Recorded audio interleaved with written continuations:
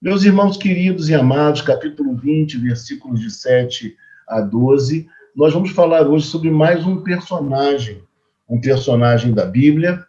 Esse personagem, ele tem um nome que significa afortunado, então, afortunado ou sorte. E esse nome é um nome que indica que ele era um escravo. Também é interessante dizer que os nomes eram colocados pelos proprietários dos servos e dos escravos com uma expectativa, um desejo enorme que o significado daquele nome se cumprisse na vida de seus servos.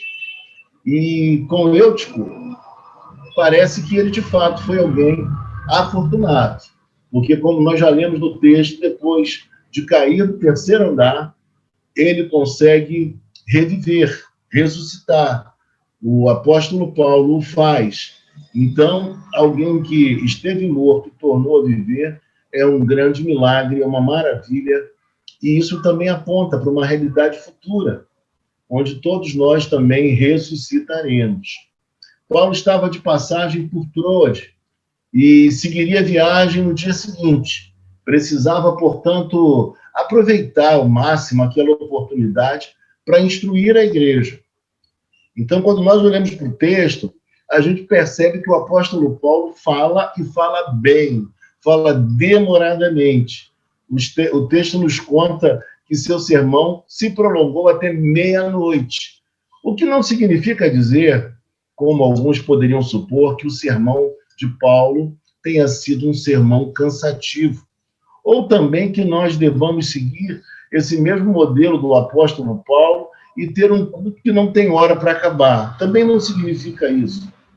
Aquele momento foi um momento ímpar. Havia uma grande necessidade que o apóstolo Paulo assim o fizesse. Ele estava ali por alguns dias, uma semana, e ele precisaria seguir viagem, e sendo assim, tinha que remir o tempo, aproveitar todo o tempo para poder instruir as pessoas, os irmãos daquela igreja, daquela comunidade.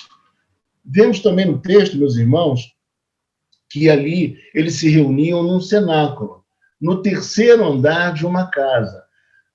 Não havia ainda lugares próprios para cultos como nós temos hoje, os templos. Então, eles se reuniam em casas. E numa casa muito espaçosa, uma casa ampla, com muitas lâmpadas, o que, obviamente, disseminava muito gás, oriundo daquela iluminação a óleo da época, né? Então, era assim que a coisa estava acontecendo. E quando a gente pensa também que, possivelmente, Eutico, por ser escravo, obviamente, ele não tinha uma carga horária de trabalho pequena. Ou seja, trabalhava direto, não tinha limite. Então, obviamente, ele se reúne ali à noite e, portanto, nós não devemos criticá-lo pelo fato de ele ter adormecido, como algumas pessoas, quando pregam sobre esse texto, o fazem, porque, muito pelo contrário, o texto mostra para nós que Eutico foi alguém que teve um grande desejo de estar cultuando a Deus e aprender mais de Deus. Porque depois de uma carga horária extremamente pesada, um dia difícil, ainda assim, ele deseja participar do culto. Naquela época também não havia um dia de descanso naquela cultura, como nós temos aqui, ainda mais para um escravo. E isso fazia com que a igreja tivesse uma grande dificuldade de ter um horário fixo, de um horário certo para cultuar a Deus. Alguns falam que havia reunião na parte da manhã e havia também reunião na parte da noite também, mas não havia um horário muito bem delimitado para que o culto acontecesse. E o texto nos informa que ele estava assentado na janela, e ele acabou adormecido, vencido pelo sono. Imagina até o esforço que ele fez para não pegar no sono. Houve uma ocasião em nossa igreja que nós estávamos fazendo uma obra. Logo depois de eu ter chegado à igreja, fizemos uma grande obra. Trocamos ali a fachada, fizemos um muro de vidro. Tudo aquilo que nós realizamos deu muito trabalho. E eu ia para a igreja para acompanhar o que estava acontecendo. E um dia desses, eu, juntamente com um rapaz que trabalhava na igreja na época, começamos a estudar o livro de Daniel. E, irmãos, eu cheguei lá muito cedo, tinha dormido pouco, e comecei a ler o texto para ele explicar. Daqui a pouco eu percebi que eu estava quase dormindo. E eu falei, vamos parar por aqui, porque se eu continuar assentado, eu vou dormir. Outra hora a gente continua o nosso estudo. E aí paramos, interrompemos o estudo ali. E quando a gente olha para o texto, a gente tem que louvar um jovem como ele, que vai ao culto porque deseja ouvir a palavra de Deus, ter comunhão com os irmãos, aprender e crescer um pouco mais. E quando a gente pensa também no apóstolo Paulo, que o apóstolo Paulo talvez tenha falado demais, tenha sido cansativo, talvez até enfadonho, e eu não vejo dessa maneira, mas eu vejo sim a necessidade naquele momento, dadas as circunstâncias, que Paulo falasse por tanto tempo. Então, quando eu observo a força que havia em Paulo, a disposição, o desejo de ensinar, que os irmãos compreendessem a vontade de Deus, fossem bem instruídos na palavra do Senhor, eu tenho que louvar a Deus, sim, por aquilo que Paulo estava fazendo ali. Paulo, de fato, merece o louvor, o reconhecimento da sua dedicação. E nós temos que fazer as coisas e pensar de uma forma muito equilibrada quando fazemos nossas análises bíblicas. E o que nós podemos aprender à luz da passagem em tela sobre o culto cristão? Primeira coisa que eu diria para você, que nós não devemos imitar, como eu já falei, detalhe a detalhe, as coisas que aconteciam ali. Eram coisas específicas para uma situação específica. Vemos também que aqui é uma narrativa. E a narrativa, embora possa nos trazer ensinamentos, lógico que sim, mas ela não se presta a ser doutrinária. As doutrinas nós encontramos mais, propriamente falando, nas epístolas, e não num livro que narra as histórias, os eventos, como eles aconteceram.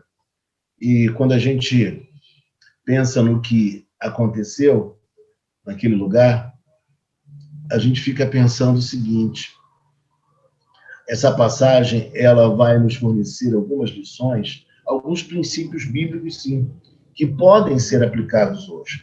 Se nós não podemos, por um lado, querer evidenciar toda aquela realidade, nós também, por outro lado, não podemos desprezar os princípios bíblicos que nós encontramos em Atos dos Apóstolos, capítulo 20, versículos de 7 a 12. Primeiramente, eu diria para vocês que nós precisamos aprender que eles estavam reunidos e era o primeiro dia da semana. Era o dia do Senhor. Era o dia da ressurreição do Senhor, domingo. E eles estavam reunidos com uma finalidade, ou melhor, com uma finalidade. E qual era a finalidade? A finalidade era de partir o pão. Haveria, por certo, ali haveria um momento daquela festa, daquela comunhão chamada ágape, aquela comunhão fraterna, onde eles compartilhariam dos alimentos, mas também teriam o próprio momento da Santa Ceia, onde eles lembrariam a morte do Senhor, mas, ao mesmo tempo, também se constituía uma celebração inequívoca de que o Senhor havia ressuscitado. Então, a Santa Ceia, ela também tem esse quê de esperança. Ao mesmo tempo que lembramos da morte do Senhor, nós também lembramos que ele vai retornar. E se ele vai retornar, é porque ele ressuscitou e ele está vivo. Há esperança para o cristão. Então, a Eucaristia, ou a Santa Ceia, fazia parte central do culto dominical. Era assim que acontecia naquela época, e eles celebravam constantemente a Santa Ceia. Diferente de nós, que com o tempo passamos a fazer de forma mais espaçada, com receio de que as pessoas achassem algo normal, que se tornasse tão corriqueiro, que não tivesse mais a mesma vibração, né? O mesmo entendimento, se tornasse algo comum. Mas eu digo para os irmãos uma coisa: os reformadores entendiam que a Santa Ceia deveria acontecer todos os domingos, e principalmente na parte da manhã. E o que eu acho mais bonito de tudo isso é verificar que eles não haviam perdido, os reformadores, e também a igreja aqui, no início, não perderam o quê? Esse encantamento, essa coisa tão maravilhosa, fantástica, de você se alegrar de poder ter comunhão com os irmãos junto à mesa e também partir o pão. Gozar da presença de Cristo, poder falar para Deus dos seus pecados, das suas falhas, pedir perdão, pedir encorajamento para continuar a viver e a celebrar a sua espiritualidade. E outra coisa importante de dizer aos irmãos também, que o apóstolo Paulo, ele fala primeiramente, no primeiro momento, e a gente vai olhar mais para o texto agora, ele fala primeiramente, de maneira corrida, num sermão que seria, de fato, um monólogo, primeiramente. Embora, nesse tempo aqui, nós vamos verificar que, na sequência, no segundo momento, quando ele retorna, já tendo Eutico ressuscitado, ele vai fazer mais uma prédica, mas ali vai haver uma interação, vai haver uma conversa, um questionamento. As pessoas vão poder também falar e perguntar. Outra coisa importante de frisar é como o apóstolo Paulo levava a sério a necessidade e a responsabilidade que repousava sobre ele de ensinar. E a coisa que eu acho mais bonita que o texto mostra para nós é que, além do gosto de Paulo por ensinar, nós vemos também que aquela igreja era uma igreja ensinável, uma igreja que desejava conhecimento, instrução. E quando a gente faz uma comparação com os dias atuais, nós verificamos o contrário. As pessoas hoje não são muito afeitas ao conteúdo, ao ensino, ao aprendizado. Elas estão mais abertas para o sentir, para a emoção, e não para o conteúdo bíblico, uma vez ensinado e bem ensinado aos nossos corações. O que deveria ser um desejo muito grande da parte de todos nós. Mas nós verificamos que a igreja de Troade era uma igreja que ela queria aprender. Ela era composta por pessoas ensináveis, pessoas abertas para receber a instrução. E que assim seja conosco também. A gente também observa, às vezes, pessoas que têm um desejo enorme de ensinar. Mas são pessoas que acham que já chegaram lá e elas não querem se assentar para aprender. E houve uma ocasião que um amigo meu bateu uma foto minha num congresso religioso. Desculpe o exemplo particular, mas às vezes é o melhor exemplo que nós temos. Eu estava assentado na foto, aparece eu assentado, e um outro irmão também assentado, porque já não havia mais lugar. E o evento era grande, e o espaço era enorme, mas não havia lugar mais. Tínhamos que sentar ao chão se quiséssemos assistir à pregação, o estudo, o aprendizado que seria ministrado. E lá estava eu assentado, quando, de repente, um amigo meu, que é fotógrafo, estava fotografando a programação, ele bateu uma foto minha assentado. E aí me veio uma ideia à mente, e eu acabei escrevendo o seguinte: quem anela a ensinar, mais uma vez, quem anela ensinar, precisa sentar-se humildemente para aprender. Carlos Henrique. E eu escrevi essa frase e coloquei na internet. Porque nós vivemos um tempo onde as pessoas não sabem muito, não são de estudar, mas elas acham que elas sabem e começam a se arrogar. Portanto, o que eu vejo aqui no texto em tela é que havia um desejo muito profundo de Paulo de passar o conteúdo, o ensinamento, mas também havia o desejo muito grande dos irmãos de ouvirem e aprenderem também com Paulo. E aí, meu irmão, minha irmã, outra coisa importante dizer é que sempre na igreja nós vamos verificar o sacramento e a palavra caminhando conjuntamente. Isso é maravilhoso da gente pensar. Inclusive, o sacramento é como se fosse uma teatralização daquilo que está expresso na palavra. E isso é maravilhoso da gente pensar e da gente dizer também. Quando a gente olha para o texto bíblico, só para a gente poder rememorar o que nós estamos comentando, o texto vai dizer assim para nós: no primeiro dia da semana, estando nós reunidos com o fim de partir o pão, então a Santa Ceia seria celebrada, era o primeiro dia, e isso significa dizer que era o domingo, é o dia, para nós cristãos, o dia mais relevante, o dia de guarda, é o dia que nós devemos, obviamente, servir a Deus todos os dias, ter temor de Deus todos os dias, servir ao próximo todos os dias, mas o domingo é um dia especial para nós, porque o Senhor ressuscitou nele. Porque também é o domingo, o dia no qual os irmãos se reuniam para partir o pão. O Dr. Ricardo Petrovsky, já falecido há muito tempo, ele fez um estudo mostrando os motivos pelos quais os cristãos guardavam o domingo. E quando a gente pensa nisso, a gente pensa primeiramente na ressurreição do Senhor. E a gente olha para o texto bíblico também e verifica que aos sábados os irmãos se reuniam para evangelizar na sinagoga os judeus. Mas quando chegava o domingo, eles tinham a sua própria reunião, a reunião cristã. E isso, com o passar do tempo, ficou cada vez mais estabelecido na história.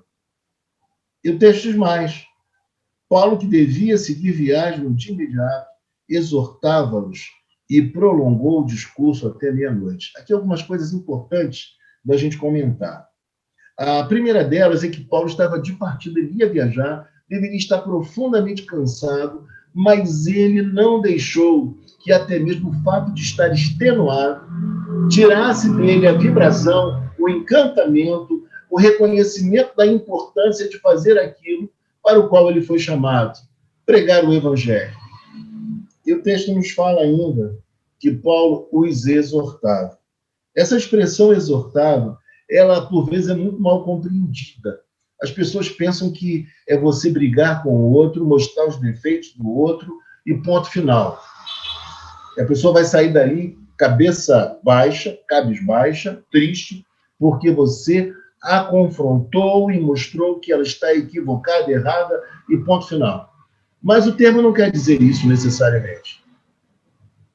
Exortar significa você colocar alguém para cima, pôr alguém para cima, elevar, mostrar para uma pessoa que ela pode caminhar melhor, que ela pode melhorar, que ela pode ser mais excelente. Isso é maravilhoso. E como aquela igreja precisava de uma mensagem assim, de uma postura assim de Paulo.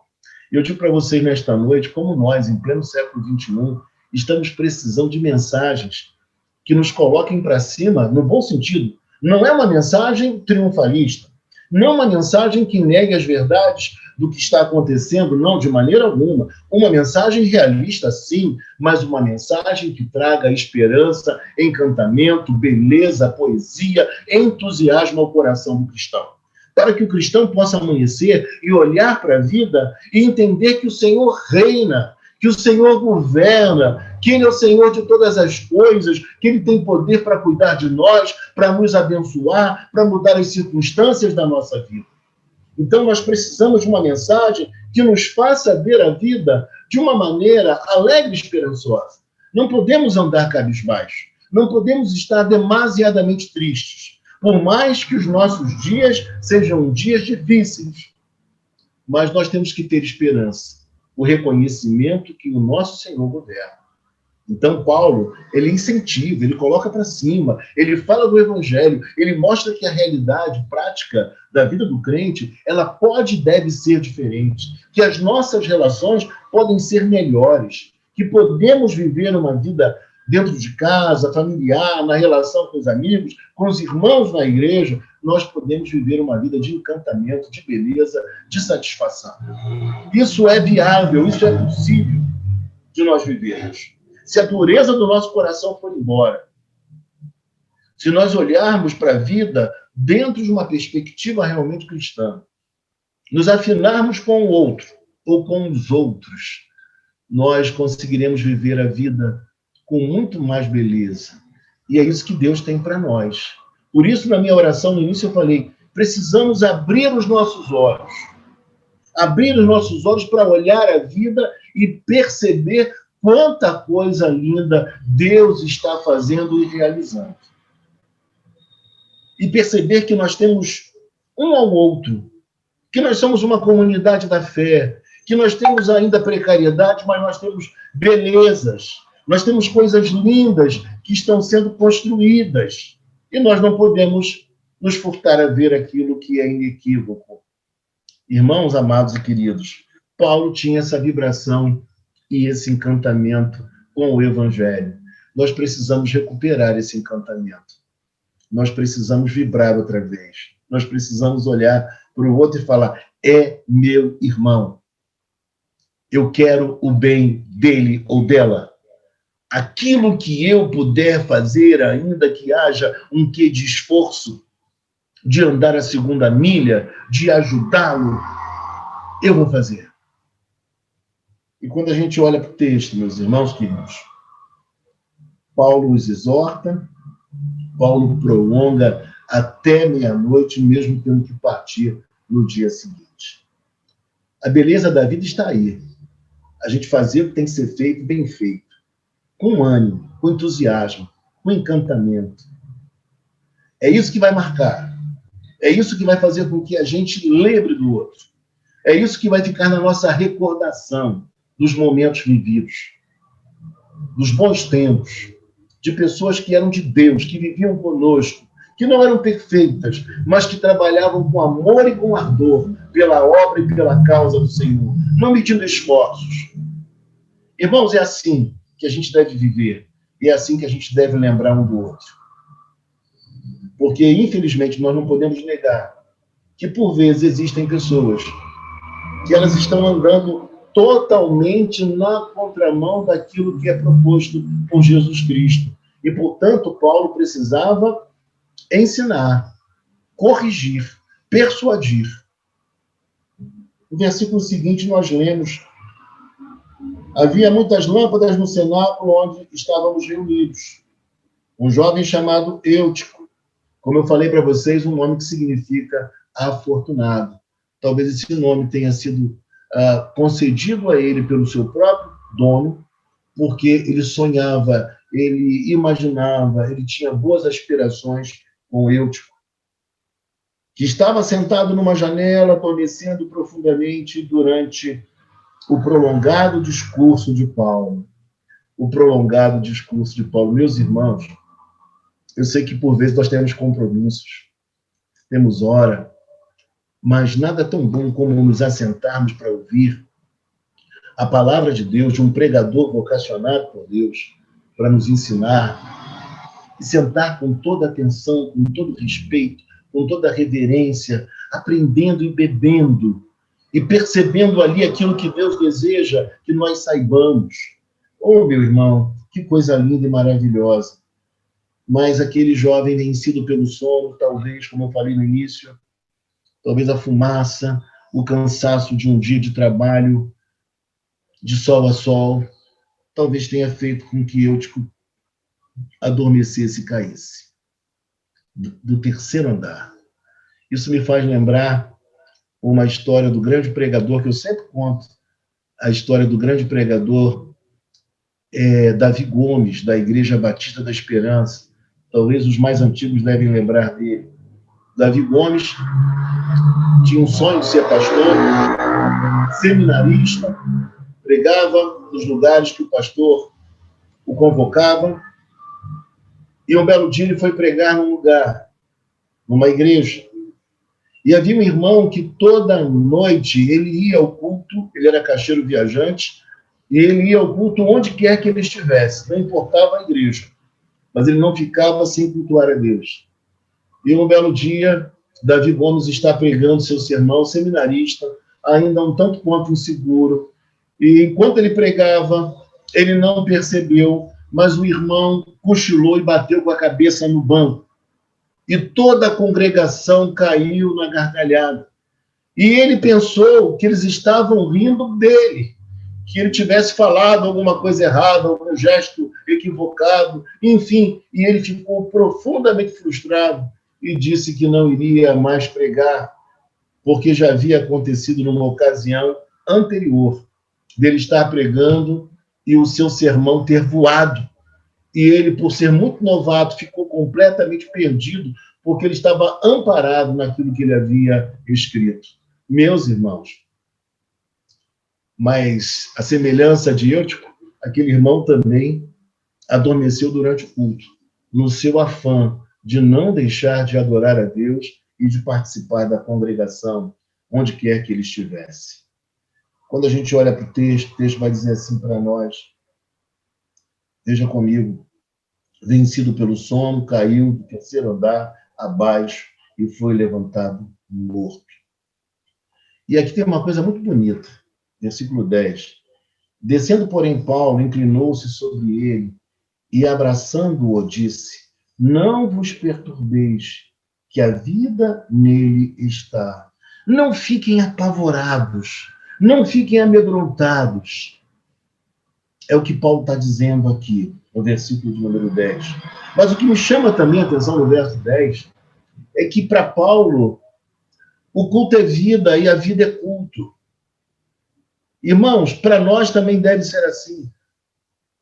A vida é uma bênção tão grande de Deus que ela precisa ser um ato cultico. E embora nós tenhamos realmente cultos propriamente ditos, bem organizados, com uma liturgia, com louvor, com orações, com palavras, com leituras, mas nós precisamos olhar da mesma forma. Aqui Paulo privilegiou a vida, socorrer um irmão que havia se acidentado durante o culto. Paulo poderia ter deixado outra pessoa socorrer. Paulo poderia falar, estou pregando, eu não posso parar o culto. Deixa que o outro faça. Mas Paulo desce e ele mesmo socorre Eutico.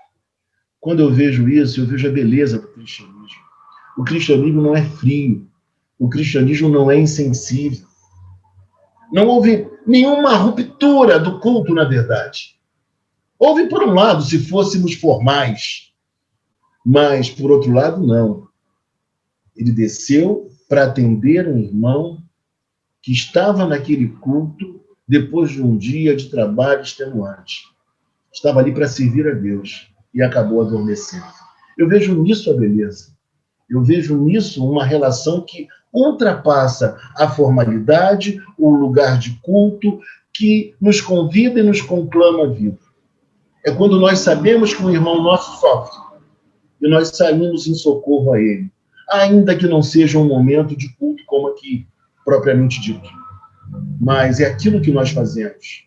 É o amor por ele, é o entendimento do evangelho, é a compreensão da espiritualidade e da boa espiritualidade que nos leva a ir ao encontro do irmão que sofre para socorrê-lo. E aqui nós vemos, no que Paulo faz, o texto nos fala isso, ele abraça o garoto, socorre o garoto. Isso nos reporta a duas passagens, uma envolvendo Elias, 1 Reis 17, 21, depois você pode ler, e também uma outra passagem envolvendo Eliseu, 2 Reis 4, 34 a 35, na qual ambos são usados por Deus na ressurreição de duas pessoas. E aí, meu irmão, minha irmã, quando eu olho para esse texto, eu fico encantado com a beleza que eu vejo aqui. A liturgia não era o mais importante, mas sim o amor, a adoração e essa dupla realidade que se funde, de você ver a beleza, de você ver a ação de Deus, mesmo dentro da simplicidade, mesmo dentro daquilo que é corriqueiro, daquilo que é costumeiro. Por isso, o culto para nós deve ser sempre um lugar, um ambiente de entusiasmo, de encantamento, de encontro. E nós precisamos nos levantar, meus irmãos, e recuperar a alegria dos domingos pela manhã. Você tem se levantado de manhã cedo com gosto para ir à igreja? Você tem feito isso? Tem feito? Você tem se preparado para ir ao culto?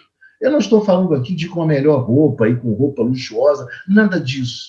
Mas acordar com gosto, se preparar para o culto animado, porque você vai cultuar a Deus, você vai ouvir a palavra, você vai adorá-lo, você vai estar em contato com irmãos também preciosos, com irmãos muito queridos. Ah, meu irmão amado, que coisa boa é a gente perceber o quanto Deus faz na nossa vida e na nossa história. Deus é poderoso para ressuscitar pessoas. Não é tão somente o Novo Testamento que fala sobre isso, mas também o Antigo Testamento. Como eu já falei para vocês, Elias em 1 Reis 17, 21, tome nota, e depois Eliseu em 2 Reis, capítulo 4, versículos 34 e 35. 2 Reis, capítulo 4, versículos 34 a 35. E quando a gente vê que ele o abraçou, até mesmo na ação mostra afeto, mostra carinho, mostra aquilo que é tão comunicativo para nós de pertencimento, de valor, quando a gente abraça uma outra pessoa amada e querida. E aí o texto vai nos falar que Paulo ainda faz mais. Paulo, enquanto ressuscita o irmão Eutico, aquele jovem, Paulo, ao mesmo tempo, Paulo pensa nos irmãos que devem estar profundamente nervosos, preocupados, apavorados com o que aconteceu. E Paulo diz: não vos perturbeis, não vos apavoreis. Meus amados irmãos, os nossos dias são extremamente difíceis. Mas eu diria para você, nós não podemos nos apavorar. Nós temos que confiar em Deus. Nós temos que acreditar nele, que ele guarda a nossa vida, que ele nos protege, que ele nos conduz, que os nossos planos estão nas mãos dele, até os nossos planos. E o que é mais lindo e mais bonito ainda, é que ele também tem planos para com a nossa vida. E enquanto nós estivermos aqui, é porque ele tem planos para nós. E quando os planos dele se conformam com os nossos planos, que coisa maravilhosa. Quando nós aprendemos que viver a vida é viver para viver, não é redundância não, meus irmãos, é força de expressão. É viver para viver e, se for necessário, viver para morrer. Somos de Cristo, quer vivamos, quer morramos.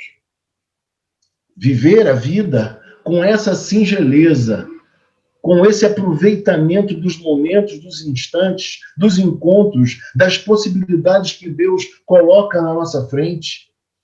Veja quanta coisa linda, rica Paulo fez. E eu pergunto a você nesta hora, quantas coisas você deve ter feito que nem deve ter lembrança? Eu também não tenho lembrança, mas as pessoas que estão à nossa volta, elas têm uma gratidão por você. Elas têm uma gratidão pela sua pessoa, pela sua vida, pelo seu testemunho, por você ter estado ao lado dessas pessoas nos momentos difíceis de suas existências. E da mesma forma, meus irmãos amados, eu digo para você que isso é profundamente encorajador e animador. Nós sabemos que nós somos da parte do Senhor, instrumentos da sua graça, do seu amor para com outras pessoas que passam pela nossa vida, que comungam conosco, que têm amizade conosco. Essa relação de pertencimento que existe no corpo de Cristo, ela deixa marcas indissipáveis em nosso coração e no nosso ser. São lembranças que estão em nós, são tempos vividos, são experiências de ontem e são experiências de hoje. Por isso, eu costumo dizer aos irmãos que as relações não podem ser facilmente partidas como está acontecendo em nossos dias. Nós precisamos de responsabilidade no trato com o outro. Nós precisamos nos relacionar com profundidade, com verdadeira amizade. E nessa amizade que nós estamos desenvolvendo, nessa fraternidade cristã, nós precisamos de relações virtuosas, de relações amorosas, de respeito, de cuidado, de carinho, de valorização do outro.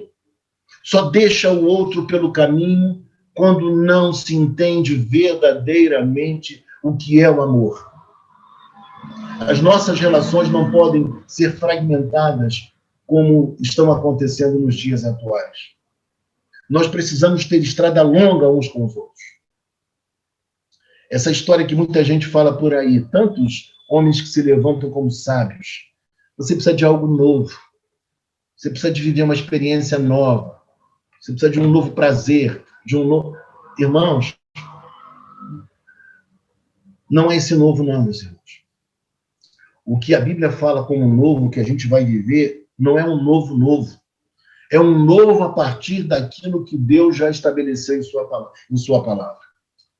Existe a expressão neo, mas existe a expressão kainos no grego. Neo é novo novo. Isso não tem possibilidade de acontecer. Mas existe o kainos, que é um novo a partir de algo que já acontece. É como se uma camisa minha fosse utilizada para fazer uma camisa para uma irmã bem magrinha, como, por exemplo, a minha própria mãe. Seria uma camisa nova? Seria nova, mas seria nova a partir de uma que já existia. E aí, meu amado irmão, minha amada irmã, quem vive atrás de novidades acaba não vivendo a realidade e a beleza da espiritualidade cristã. É alguém que não consegue caminhar com base nas escrituras, na fé, naquilo que é firme, naquilo que é fundamento. Mas quando você é alguém cheio do Espírito Santo, até aquilo que é corriqueiro é transformado em algo pujante, algo que te encanta, algo que mexe contigo, algo que te inspira e te move. E para a gente finalizar,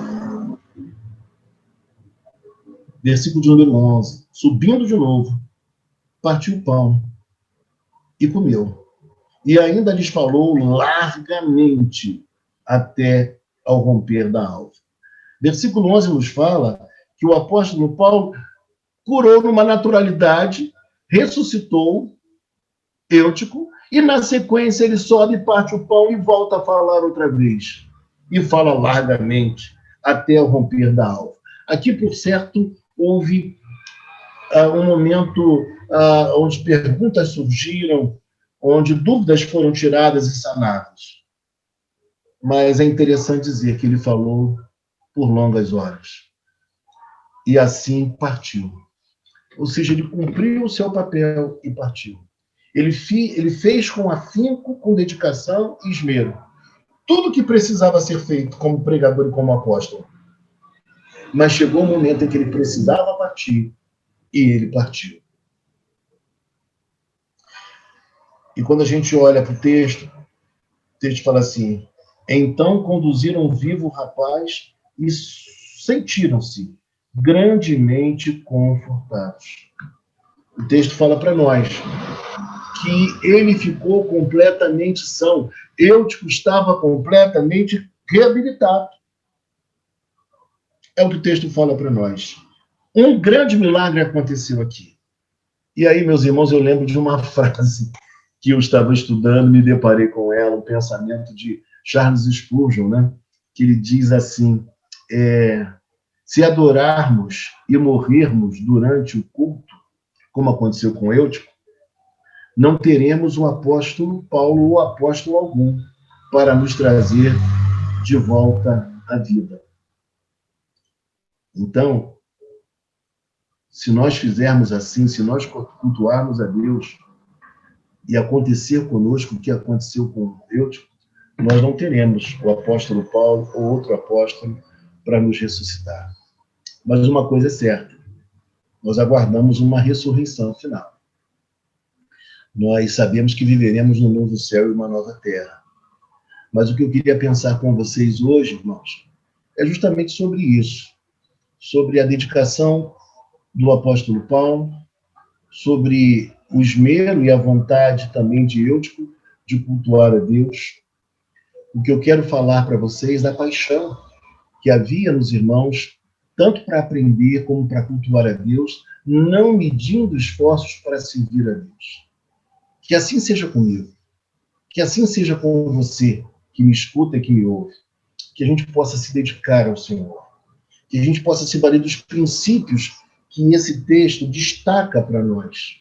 Não querer vivenciá-lo sem nenhum critério, era uma realidade específica, mas nos apropriar dessas verdades tão lindas e a gente servir a Deus com singeleza de coração, com paixão, porque eu tenho certeza que isso pode agradar muito ao nosso Deus, aproveitando as oportunidades para falar do seu amor, para vivenciar o amor na comunidade, para nos relacionar de maneira sincera e verdadeira com os nossos irmãos. Que Deus possa nos abençoar grandemente. E por aqui nós encerramos e vamos orar. Orar pelas necessidades, orar